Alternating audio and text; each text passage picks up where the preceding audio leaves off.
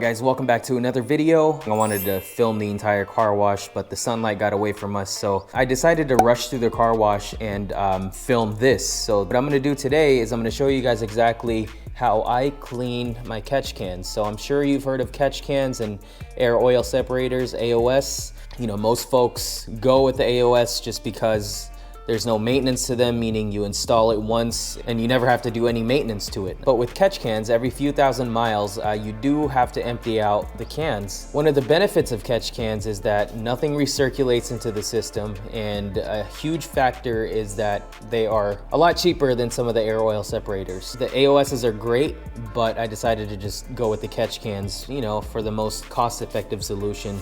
This specific catch can is by a brand called ADDW1.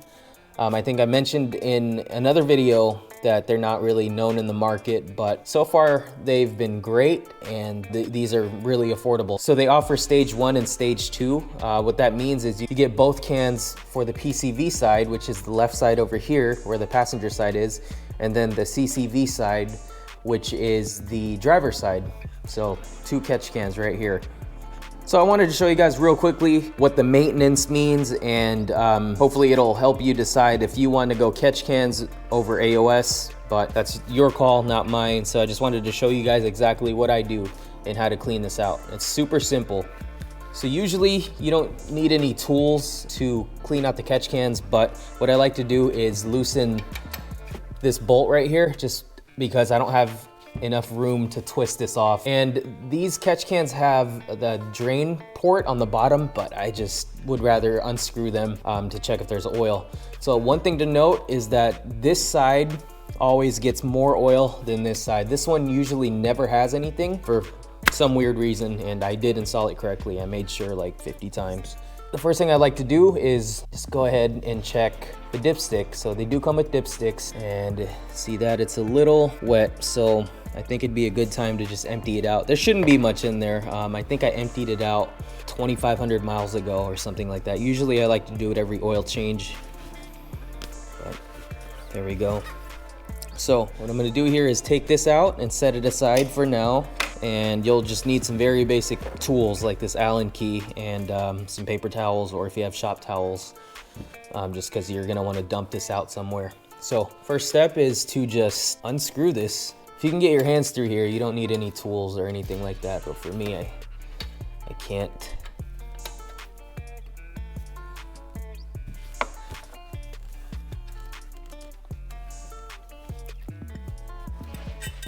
And set that aside. You simply want to untwist it. And there we go. It's keeping all that stuff from going back in your engine, so it's working. And this is a baffled system. I know the only downside is that a lot of people have pointed out is that it doesn't come with a brass filter, but this is baffled and it's obviously catching blow-by. What I like to do is just to wipe that down. Don't have to go too crazy with it. And you know, do a little inspection, make sure all your parts are still in there. So usually I would put this in a plastic bottle or something like that, but for the purposes of this video, I'm just gonna throw it on here. But yeah, look at that. So there's that. Oh, all that gunk. Oh, I guess I forgot to take off the ring, which you could do as well. Decided to grab one of these cheapo microfibers that I don't mind throwing away. So there's really not much to it. You just dump it out, and then you want to make sure that you clean it off real nicely. And I like to do the same thing with the catch can itself. So I just wipe it down, give it a good scrub. And here's that drain port I was talking to you guys about. I don't like using it just because you're gonna spend more time doing that when you can just take it off and wipe it down like I'm doing right here. So once you get this all cleaned up, it's time to put it back in the car. So just the same steps as we did it, as we took it off. It's kind of satisfying twisting this on there. And don't forget to screw that dipstick back in there. Get that bolt and reposition it back. You take your Allen wrench and you tighten it down. Now that that's done, let's go ahead and get the other side started. So this is the CCV side. And I mentioned that this one's most likely not gonna have anything in there just because it never does. But let's go ahead and check anyway. Yeah, it's pretty dry. I'm just gonna get my hand under here and remove it that way.